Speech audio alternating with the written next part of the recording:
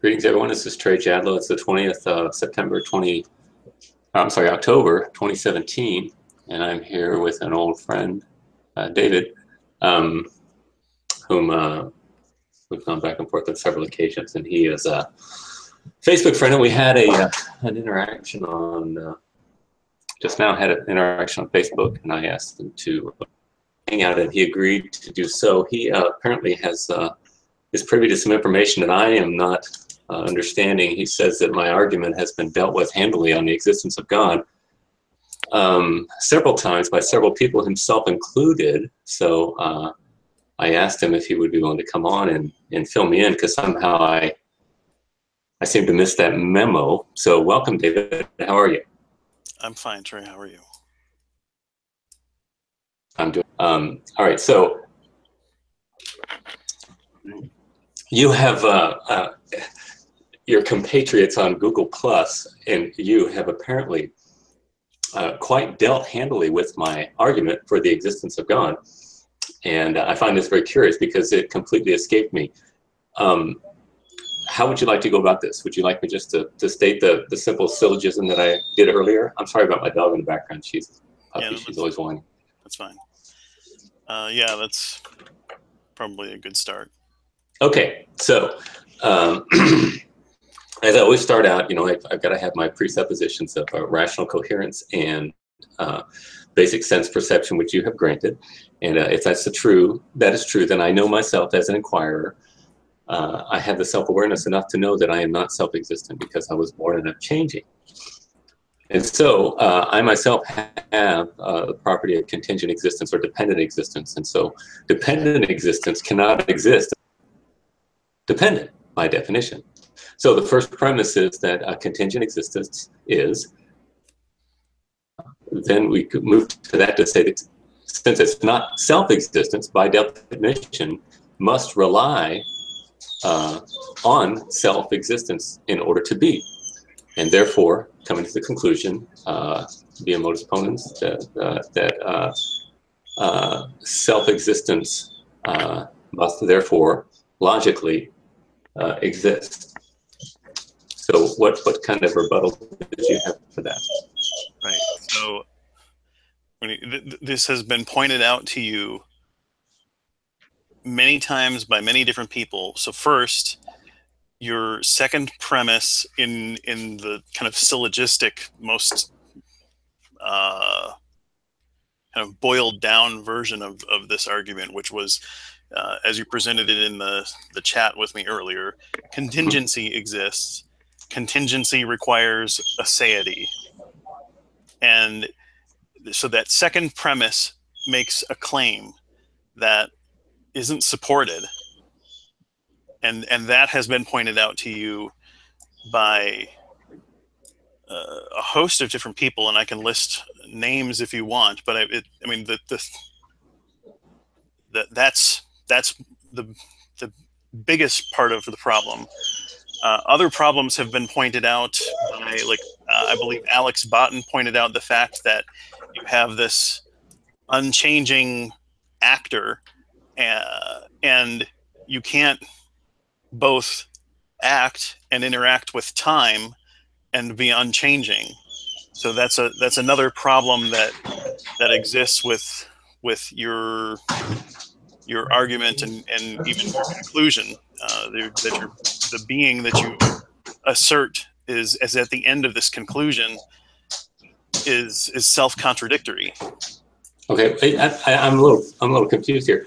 Alex Botten, the interaction that we had, first of all, the first interaction we had, he did really poorly in, and he just deleted it. And so I gave him some trouble, and so he agreed to do another one. So wait, no, you're not addressing the arguments here. David, let me finish my statement. Okay. I'm not avoiding your questions at all. So Alex does a second hangout with me, and it was among his most watched videos on his channel for exchanges that he's done with people. He deleted it, or he has blocked it, so people. Do you want to address the arguments, or do you want to talk about your? No, this is exactly why I didn't want to have this hangout with you. Is you are more interested in declaring yourself the champion and the winner than you are in actually addressing and looking at the ideas and the arguments. David, can I finish? I mean, are you going to address the actual argument? Yes, I was trying to, and you kept interrupting me. You weren't addressing the argument. Indeed, I was. You were saying you were bragging. No, I'm saying it seems awful odd to me that these people who you say have owned my argument have not ever. All you're doing is bragging. Okay. All right. Can we just talk about it then? Yeah. All right. So Alex Botten. I don't want to talk about Alex Botten. Alex Botten is not here. He doesn't have anything to do with this. You're the one who brought him up, David. I'm saying that he brought up an argument. I listened. That's right. And he has blocked the video that supposedly he owned me with. What am I supposed to do? What do you want me to do? You can address the argument right here. I'm very happy to do that. Does his blocking or deleting the video or taking it down mean that your argument is good? I know this, that he did not dominate that conversation. That's not an answer to the question. Does the fact that someone took down a video mean that your argument is valid? No, not in and of itself. Okay. But it is rather telling. So then let's address the argument. Okay, let's just do that. All right, fine. All right, so your first problem was that that the second premise of my statement, my argument, is invalid. Or you said that it's unsupported. Unsupported. Right. Now, I just told you that dependent existence is dependent by definition. Do you grant that? Yes. Okay. So how can dependent existence not be dependent if it is dependent by definition? I'm not saying that's not the problem. The problem that is the problem. That's what you're saying. The problem is that you insert this aseity and you is aseity dependent existence? No, aseity by definition is not like a lot of things that we can define, but that doesn't mean we just because we provide a definition doesn't mean that a thing is real or that it exists. And it does by definition. That's the point. I'm sorry? It does by definition because dependent existence cannot exist unless it depends, and you conceded that. Does your existence depend on your parents? Yes, instrumentally, yes. And are your parents, do they have the property of aseity? They do not. Okay, so dependent existence can be, what's the word? It can come from other dependent existence, and that's all you need. Until you can provide an example of aseity that is real and exists, and then show that from aseity or something that what's the quality called when the term I understand what it means. I'm sorry. No, that's your invention. That's Aristotelian. This is the thing. You have a philosophy degree, David, and you don't even understand these fundamental, basic principles about ontology. It blows my mind away. Well, this is pure Aristotelian. To say pure act or pure actuality means that which is self-existence, that which does not need to be potentially brought into existence. Self-existence is a term that is used within philosophy. Pure actuality is philosophy 101, but all you've learned is... Have you taken philosophy 101, or have you read one person that was an apologist? I've read several people. Okay. All right. I'm reading right now Edward Facer. And does Edward Facer use that term? Yes, it's his bread and butter, my friend. Okay, well, regardless, you do not have an example that we can point to of aseity. Am I correct? I do indeed. Where? You cannot have dependent existence. No, this is not pointing to a thing. You are not pointing to a thing. Yes, I am. I'm pointing to that. You're making a claim. This is an assertion. By way of logical deduction. Do you believe that you cannot have a dependent existence existing self-existently? It's not that difficult. Again, this is word salad again. Oh. It's not that difficult. The child can understand it, David. Show me a child that can even repeat that sentence back to you. A child that says that they can live, that self-existence is not dependent existence? You have not given an example of self-existence. You have made the claim that there is such a thing. All right, do you grant modus ponens in this argument? Modus ponens is a valid form of argumentation. Okay. Now, so is it necessarily true that dependent existence must have something on which it depends? You use the example of my parents. Are my parents dependent in their existence? Yes, you are dependent on your parents' existence, and they are dependent on their parents' existence. Right. So all we have so far is dependent existence. That's all we can say exists. No, we can't, because you have granted that something cannot be and not be at the same time in the same relationship. Have you not? That has nothing to do with this. If you have dependent, contingent, potential existence that comes into existence, it cannot be and not be at the same time in the same relationship. This is really simple. It doesn't have to be. Somehow it's real simple for you. You've rebutted it, but I've not heard it. You're not listening. Okay. And you've got this. You've got this.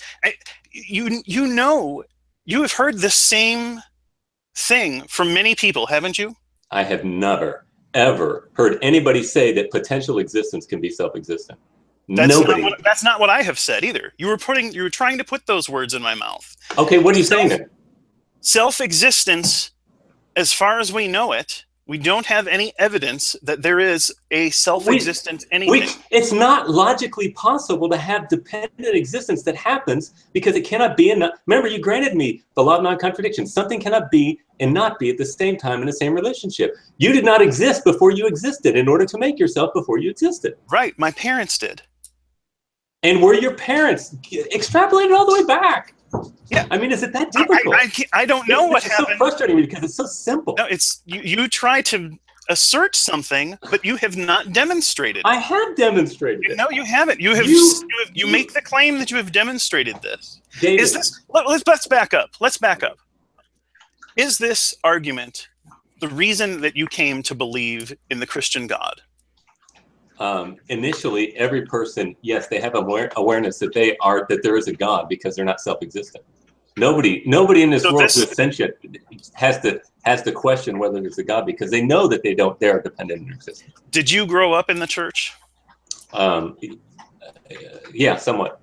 And was this argument something that was part of your understanding as you grew up? No, not the formal argument, but my understanding that I'm not self-existent. Everybody has that. Yeah, well, I'm not. People may not even be able to articulate it, but they know full well that they are not self-existent. Yeah, well, that's you are lumping together ideas that are separate, and trying to say, because the fact that something is not self-existent doesn't mean that there is a self-existent something else.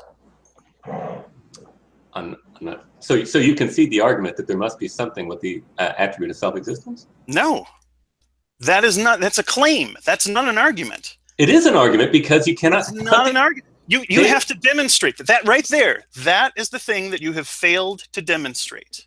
That self-existence is necessary.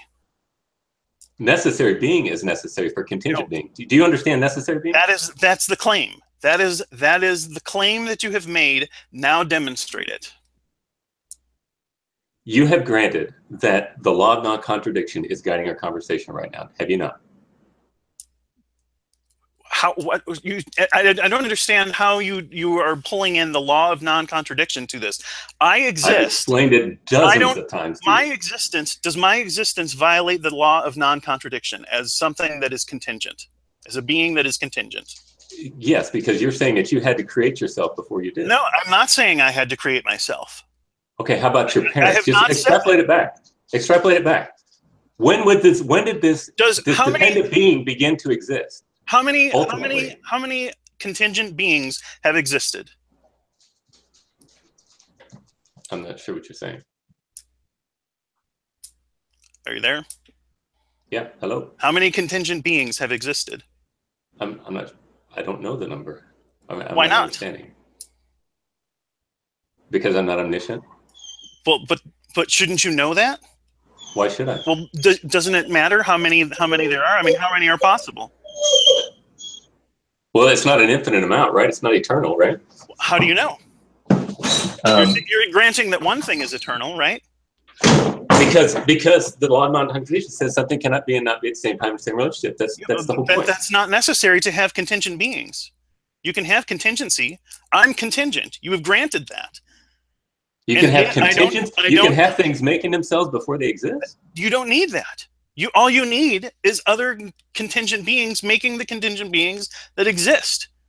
So they're all so in this entire category that you have, everything is dependent in its existence.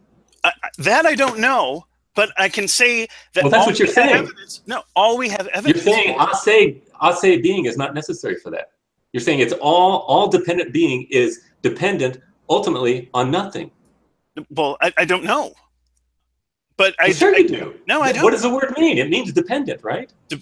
Dependent on something else. But that's right. We don't know if there has ever been something that is self-existent. And well, sure we do. That's the whole point. As the argument before that you were saying that this say being is. Give me a second. I'm thirsty. Mm-hmm.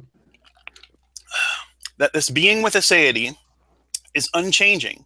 And in order to carry out an act of creation, that act is a change. I'm not sure what you're saying.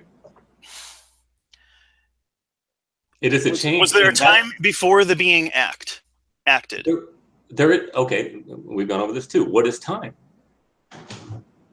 What is time? Is the appearance of change that we observe. Okay, so time is measurement of change, and how do we set our clocks? We measure the movement of contingent being relating to each other, right? Whether it be planetary or atomic. Okay. So that time is merely the measurement of contingency. Okay. So what time was it before there was contingency? That's like saying, what does the color? Right. Yeah, and it doesn't make any sense that a being that is not changing can even interact with time. Oh, so it's since it is not itself subject to time, therefore it cannot interact with time. Is that what you're saying? It's not even. It doesn't even make sense to say it exists without time. It's to say it exists. Because you're saying contingency must define its creator. How does that work?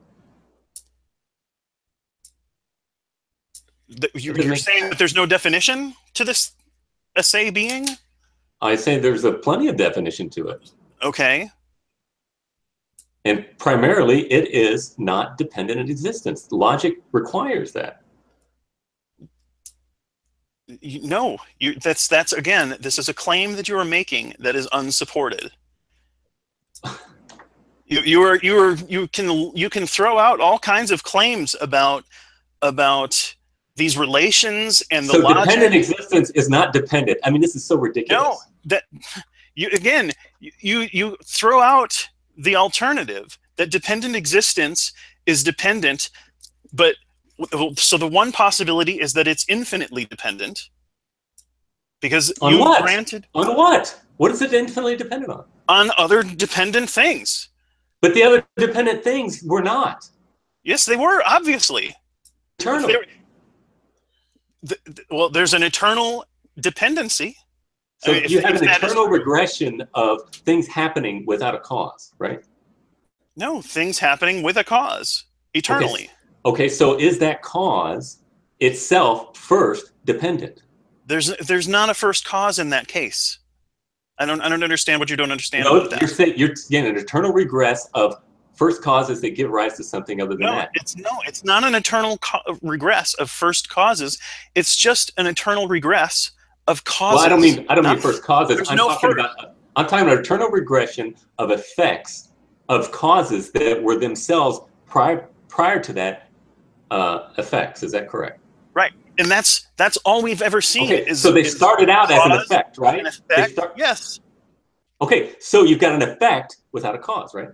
No, it's caused by something that came before it. Just like the thing that came before it, was it an effect before it was a cause? I want to use words of potential and actual, but you don't know what those mean, and you'll start calling me word salad if I use it. No, that's not true. Well, but I mean, when you say, you start throwing out, but yeah, and those are words that are less meaningful in a conversation like this. Well, someone like you. For virtually anyone. Where have you engaged in conversations where those are part of the regular vernacular? Yesterday with let's see, what's his name? He's a philosophy professor in California. Can't think. David. Can't remember. Also, Peter Sean Bradley. All kinds of guys on Facebook all the time. All right. Well, that is not part of my regular vernacular. I know. So, and to me, and that's what I'm reading it right now too. And even books that I'm reading on theology books. And right. Like I said, okay. Edward Facer. So then theology books, they are arguing to get to the conclusion that they have drawn before they ever started. That's How do you know that? That's the whole practice of theology. Really? Is that how our conversations have gone? Yes. Oh, really? Well, since you've come out, your name is Gabba Guy. You've got your name here up on the screen, so that's fine like that. Go to my page and look up for Gabba Guy. There's about 4 videos there, I think, of us interacting back then. Yeah, we'll see. What did that have to do with the actual statements or arguments here? This is what you do. You are more interested in this like pro wrestling mentality, declaring yourself the winner, like ridicule and personal attacks, than you are at addressing the problems with the issues. And well, it is true that your mother wears army boots. Yeah, that's funny. My mother passed away. Oh, I'm sorry. I didn't mean to snowflake you. I'm sorry. That's what you always do. You always say, "Oh, you're so mean, Trey," and it's kind of funny. Well, I just don't understand. I don't even understand why you enjoy this. I guess we're different people, and this is not of interest to me because we've gone through this. We've gone through it. You have not given a viable argument for your perspective. It's irrational. I have You've always proven yourself to be irrational, David. You don't listen, and you have been told this by other people. You have been told this by people who are more philosophically knowledgeable than myself. And I've provided a list to you, a short list, and there are others. Yeah, I would like to actually see those arguments. There are even other Christian believers who have told you the same things, that your argument is not coherent. Okay, well, I think that I've even demonstrated it here. You have not rebutted it. And I've tried to be as simple as I possibly can. You just roll over it, my criticisms, and say, no, it logically follows, and you ignore it. Indeed, because contingent existence is not self-existent, David. And I say the same thing over and over. Yeah, and you just deny it and say, well, it's unsupported. That's not an argument. No, you're asserting that because contingency exists, that aseity must exist, and that is not a logical conclusion. It's by way of modus ponens. If you have dependent existence, you've got to have something on which that existence depends. You cannot have an internal regression of things that start out as effects. It doesn't work. That's a claim. That's an unsupported claim. By the law of non-contradiction, something cannot be and not be the there's same. Not, and even the most knowledgeable philosophy individuals with the most philosophical knowledge and respect in the community have pointed out this fact to you. The most knowledgeable philosophical guy named Ozymandias Ramses II will not talk to me. He has talked to you, and he has not. I have invited him. So welcome Matt is out. Ozzy, Come on. I'll And do a he has one-on-one with pointed you out anytime. I'd be delighted to have a other conversation videos with him. But talking he about. will not, David. He has addressed your argument, and he has pointed this Behind out. my back, he loves to stab me in the back and say what a fool I am. And then when I say, Ozzy, let's have a conversation. If he addresses your argument, does it matter if you have a chance to do this and rant and rave and call names and there's a reason and why he won't talk to me, David. Act like the pro wrestling person beating your chest and stomping around, declaring yourself the winner? There's a reason Ozzy doesn't do this. You are dishonest in these exchanges. Yeah, that's what it is. I'm just a liar.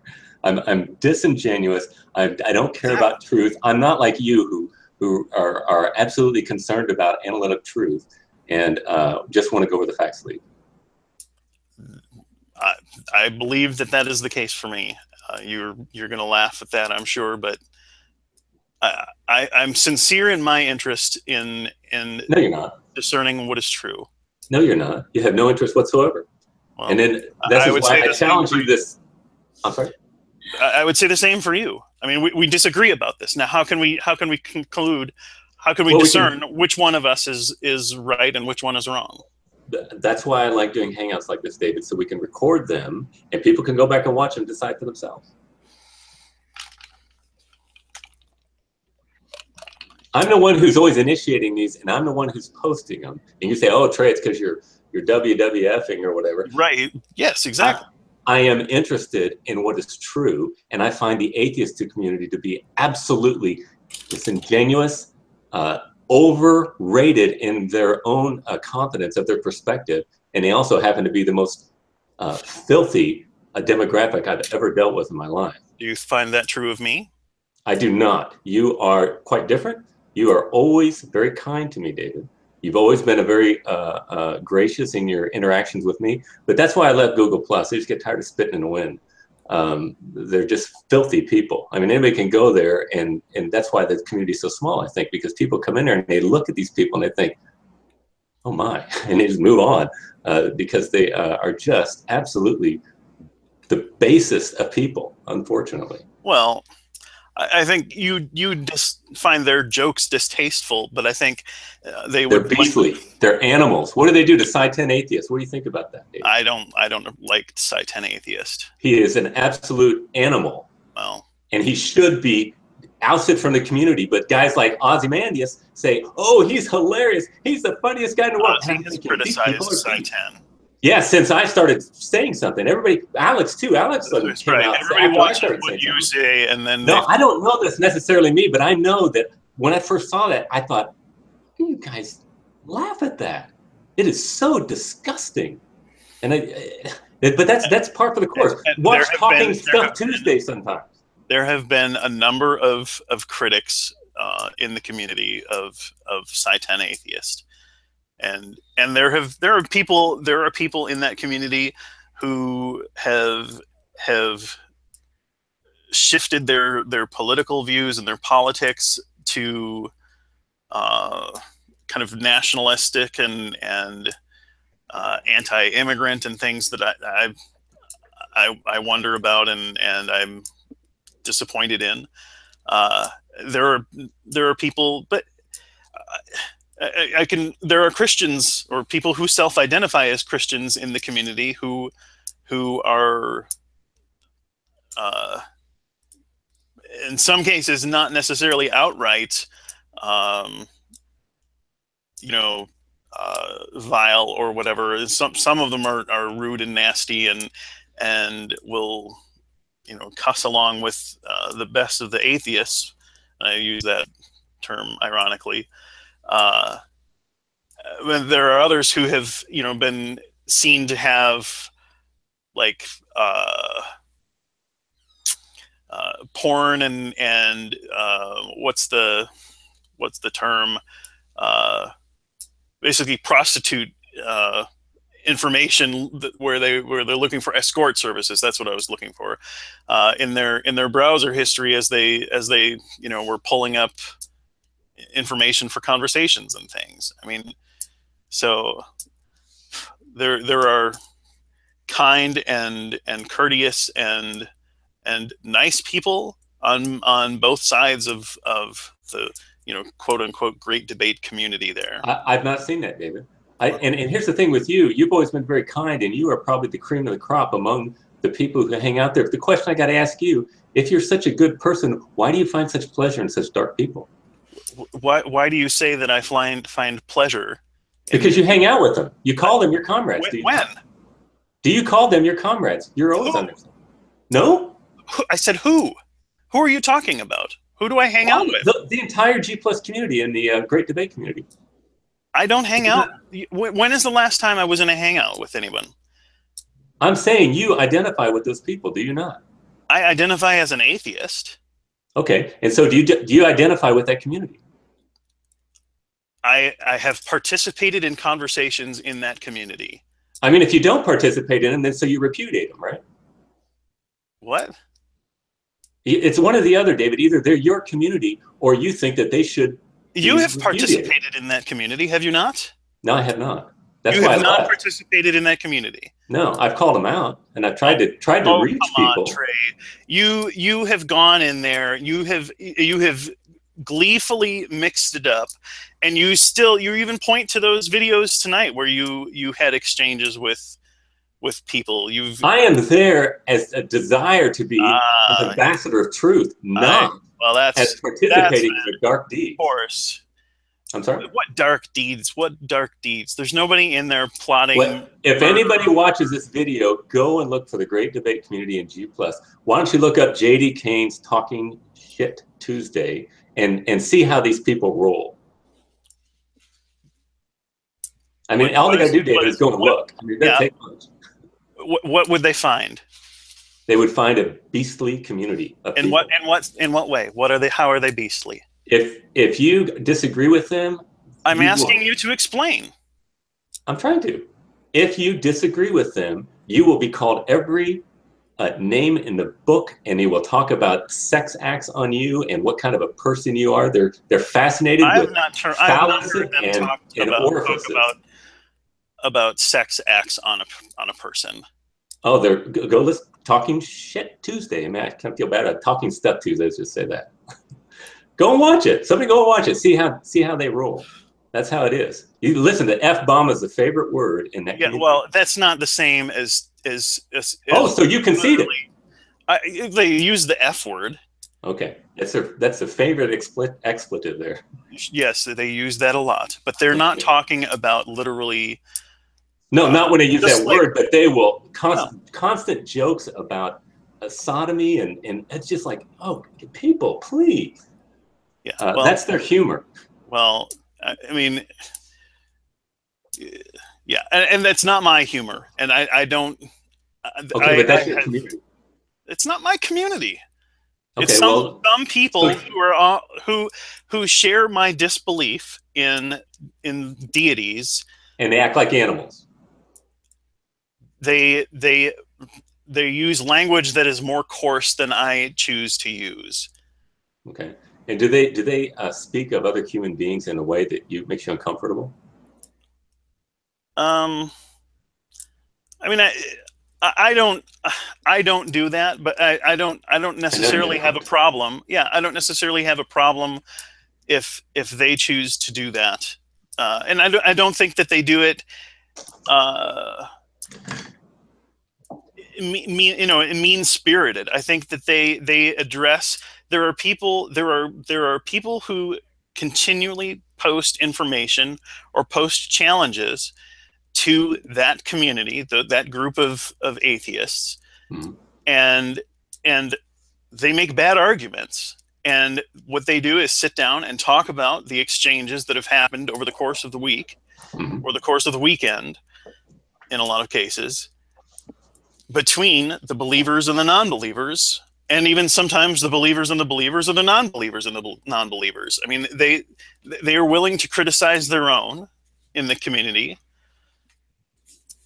and I think they do their best to call out bad arguments when there are bad arguments being made, regardless of where their theological or atheistic beliefs fall. Can you imagine if my community conducted themselves like that, David? They do. Well, I No, mean, I'm not talking YouTube, because YouTube does not have a almost no presence of Christianity on it. Well, that's certainly not true. It's full of people. Now you can use the no true Scotsman argument here, or claim and say, oh, well, there are no true Christians that are there. The true Christians aren't there. I'm not saying no true Christians. You number among the Christians who are on YouTube. So unless you are not, and there are many others who are on there sincerely touting their faith, but they aren't members of churches. How do you know? All the ones that I speak with, that's how they're all renegades, and they're very theologically ignorant, and their character is appalling. Wouldn't you say that? Most of the Christians on there, when you push them, the F-bomb starts flying. Just depends on who you're talking about. I mean, well, wouldn't you say, generally speaking, to Christians, when you push them on there and they start losing, they don't act very Christ-like? Would you agree with that? No, that has not been my experience, with the exception of like one or two. Oh my! I ask Hogtie Champ. He's got lots of it. We've talked about it before. Well, it's very common. His experience. I mean, I can say, who's G-Man's buddy? The guy who. I don't even know those guys. I've never watched G-Man. Yeah, that's right. You don't know G-Man. But I mean, G-Man's on there. He doesn't cuss. He doesn't curse. What kind of example do you think G-Man gives to the Christian? He's a terrible example. I mean, he's but he goes to church, and he. I bet he's not a member of a church. So attendance is not enough. You have to sign up as a member. That's biblical Christianity as a community religion. Right. Where does the Bible talk about church membership? How do you disfellowship somebody who's not a member? You say, don't come back. How would you put somebody under church discipline legally if they weren't a member? Don't you think you could sue a church if they tried to put you under church discipline and ostracize you when you're not a member of the church, when you haven't placed your allegiance to them in any way officially? I have no idea. Think about it. I don't about it. That's how church has to work. Why? I mean, you can have a club that doesn't have formal membership, right? Yes, but you cannot do discipline on somebody in that club unless they themselves have given some assent to. What do you mean by discipline? By saying you may not come to our church anymore. You may not partake of the sacraments, or particularly the Lord's Supper anymore. You are to be ostracized by the people of the church. They should not talk to you because you are living in blatant sin, and they could sue if they were not members of that. How church. often does that even happen in churches? Well, isn't that a testimony of what kind of Christianity we have today? Well, I guess so. Yeah. My church, we just practice that on somebody on someone in our church, unfortunately. That's exciting. And it's not because we don't want them around us; it's because we want them to repent. We love them. Well, that sounds like it. So, do you want to run through? I've just got a few more minutes here. Do you want to try and do this whole thing? Started with a discussion about street epistemology. Sure. If you want to use me as your your tester guy, sure. And I'll make a brief disclaimer too that I'm not a practiced street epistemologist. I'm fond of the methodology. Can you give a 30-second explanation of what street epistemology is, and maybe Peter Boghossian or something like that? Yeah, well, so Peter Boghossian is kind of the initiator. He's a philosophy professor from, I think, University Washington. Is it Washington or Oregon? I thought it was from Portland. You might be right. Yeah, I don't know. One of those. It's in the Northwest. Yeah. He wrote a book. The title of the book is terrible, and was recommended by the publisher to. It was not Peter's choice. Peter was going to call it street epistemology. And instead, what is the name of the book? Yeah, the name of the book is A Manual for Creating Atheists, which the publisher argued would get more sales, and it probably did. Yeah, and I'm sure that's true, but The methodology, in a nutshell, is a dialectic to expose is the wrong word. Explore beliefs and really the foundation for beliefs. And so usually the practitioner of street epistemology interviews an individual and asks them a series of questions about a core belief that they hold, and the reasons that they hold the belief, and a lot of times they will try to measure the individual's level of confidence in the belief, and then asks them to consider whether or not the level of confidence that they hold, that they have with that belief, is warranted. Mm-hmm.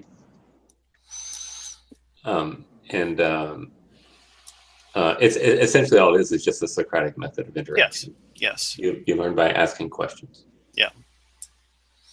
So you ready? Yeah, go ahead. All right. So I presume that you would like to talk about your belief that a God exists. Sure. Correct. Okay.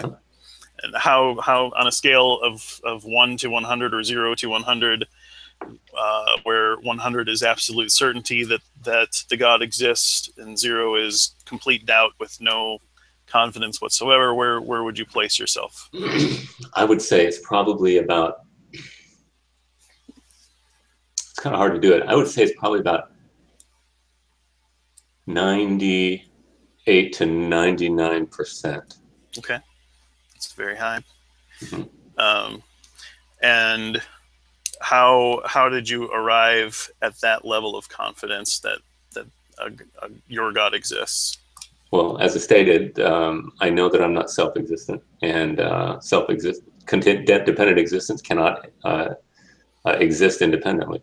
Okay, so that it's based on this argument that you have.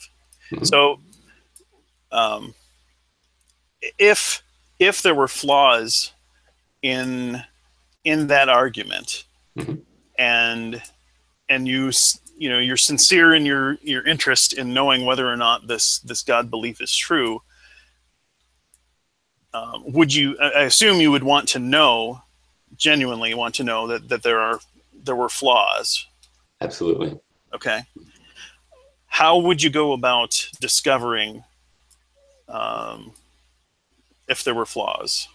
Well, I would employ the scientific and rational method in inquiry, as anybody else would, and I would employ my senses, and I would employ the laws of logic, which is what I have done. And if it could be demonstrated that my perspective were incorrect, I would leave it in a moment. I don't know why anybody would hold something that is not true.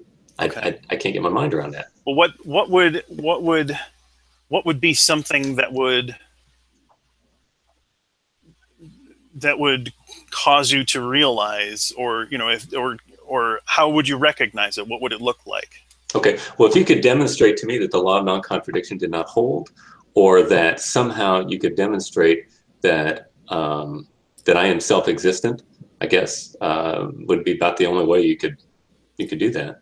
Okay. You have to prove it somehow. I don't know. Maybe you could make another argument. Right. But I mean, so here's the thing. I mean, those things, as we've already discussed, I would contend that those things are not related in the way that you think that they are. Mm-hmm. And so that's a possibility. If you could demonstrate to me that that I'm misunderstanding how these concepts correlate, that would be a defeater as well. Okay. Okay. I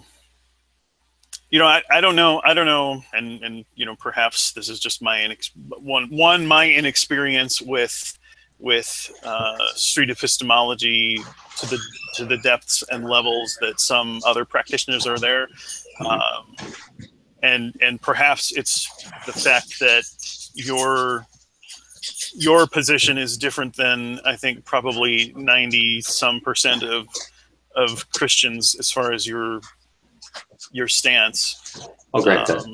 and grounds for your belief are of a different nature.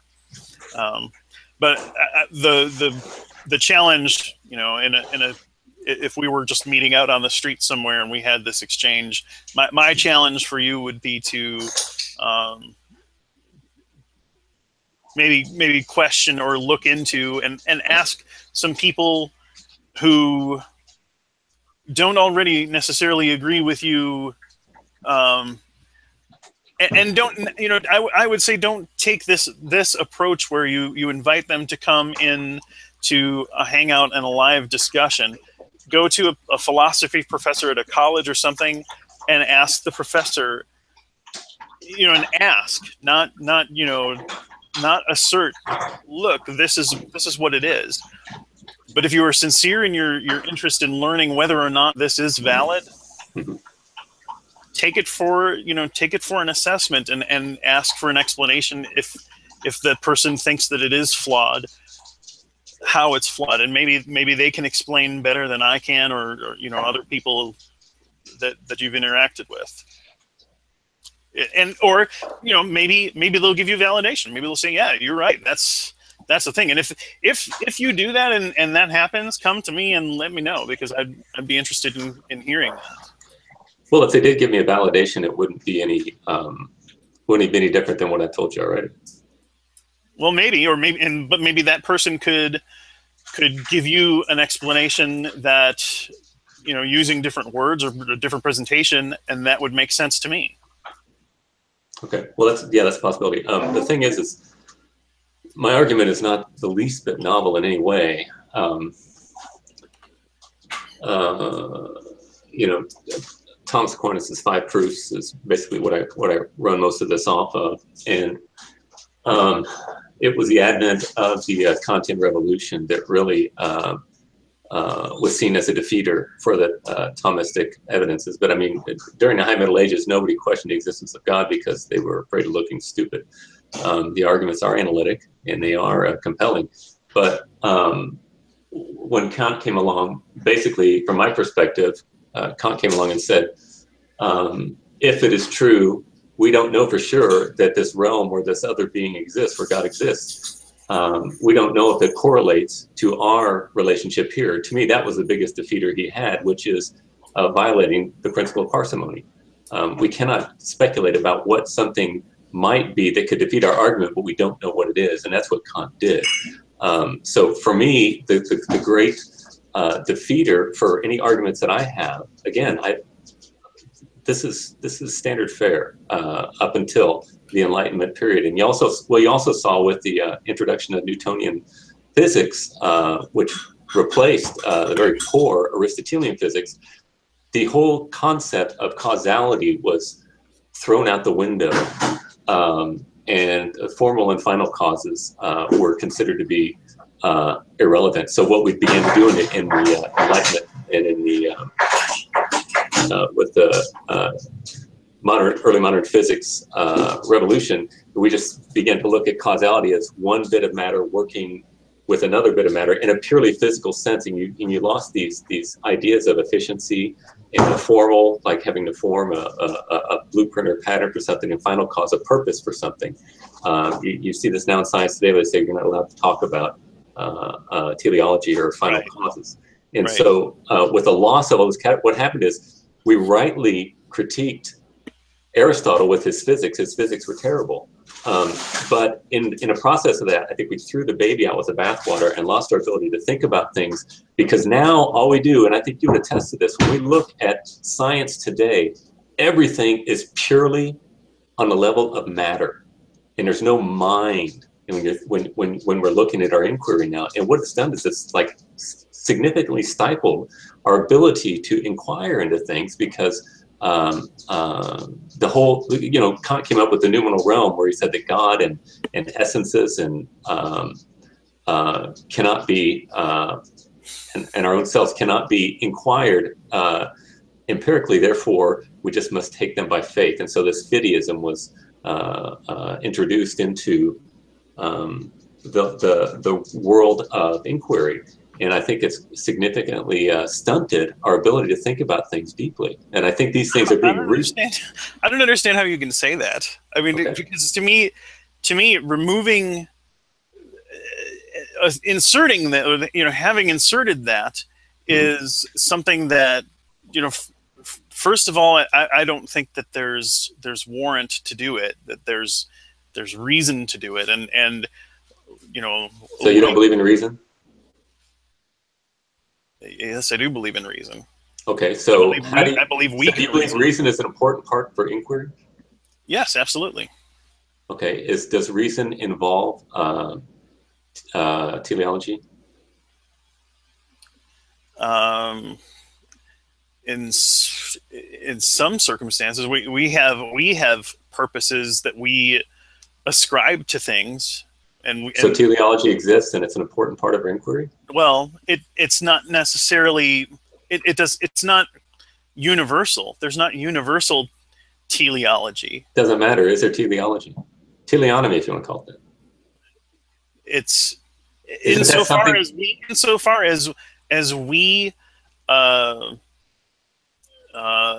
actors and beings with will imbue the teleology into the world, then yes, it exists. Okay, so mind is important in our inquiry, right? Our minds, yes. Okay, so you just repeated yourself. You said it was irrelevant to inject into this. It's irrelevant. I'm saying it's to assume that there's minds beyond what the minds we experience. Okay, so you say that mind is important, though. The minds that we experience and the minds. I mean, you can't have inquiry without minds, right? Okay, and so in this mind endeavor that we have here, we are working toward the goal of existence. Would you agree with that? No. No. So you're not trying to save the phenomenon of existence with your scientific inquiry? I'm not trying to save the phenomenon of existence, no. Okay, so why do you do science? There's a variety of reasons, and people probably, I'm sure there's a finite set of reasons that exist, but because there's a finite set of people, to make life more pleasant. To save the phenomenon of existence? More comfortable. To save the phenomenon of existence? No, that's not the same thing. Oh, it's not? No. So you're not seeking for salvation in your scientific inquiry? No. So you're not trying to extend your life through scientific inquiry? I'm not pursuing scientific inquiry myself. Oh, you don't care about science?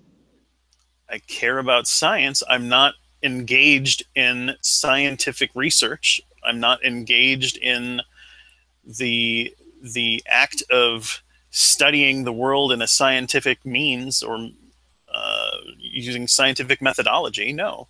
Oh, really? So every day in your life, you're not looking for causal relationships in order to make your life more. That's not science in the strict sense. Really? No. So you don't believe that having a hypothesis how something works in our everyday life, say for example, how to better balance my checkbook, and then finding out that I can use QuickBooks that has these tools that can help me, and I think, I wonder I could invest in QuickBooks and try to use that, and it would make better my life. That's not part of your existence? I do things similar to that. I would say that that's not science. Really? That's using. So science is not a part of our life. You've got to have a degree and you've got to have a job that says I am a scientist in order to do science. No, and having a degree and what was the other thing you said?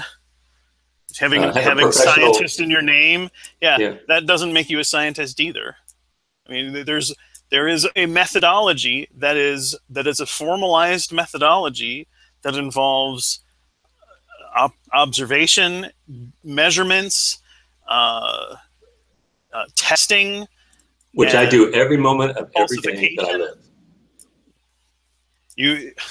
Where are you published? Every single, it doesn't matter if I'm published, every single deed that I do, I'm trying to save the phenomenon of existence unless I have a malady in me or something, or I'm trying to destroy because of the effects of sin or something. But generally speaking, we're all about the endeavor of saving the phenomenon of existence, and it's important. But for you, you can't do that. You got to jump on both sides of the fence. I know. You got to say it's important. Then when I say, is there goals, and you say, well, no, not a big goal because it'll hurt your. You have doxastic closure essentially. No, I have my experience, and what you are trying to put on me is not what I experience, and I know you don't want to hear it, but I'm. It's just not the case. What you're trying to impose on my life. Okay, well, you said you're not interested in saving the phenomenon of existence, and then you explained to me how. No. There's a difference between saying I'm not interested in existence. I'm interested in existing, but that is not the sole purpose, and it's not all encompassing as a goal in my life. There are plenty of circumstances in which I would choose to not exist instead of exist. Okay, so you don't have a problem with someone who kills people for a living? Yes, I have a problem with that. Why? Because those people have a right to exist. They have a right to life, and they can't. They shouldn't. What is a right? I don't understand that. We give people rights as a society. Okay, and other people take them away. So what? But it's not really a right. It's just you're just saying that the right means that it's better to exist than to not exist, right? I'm saying that there's no. That is so. So here you get again. You are trying to paint with this broad brush over every other thing, and say that it's only the one thing, and it's not. I mean, you're trying to say if I say there are other things. Oh no, you don't care about X.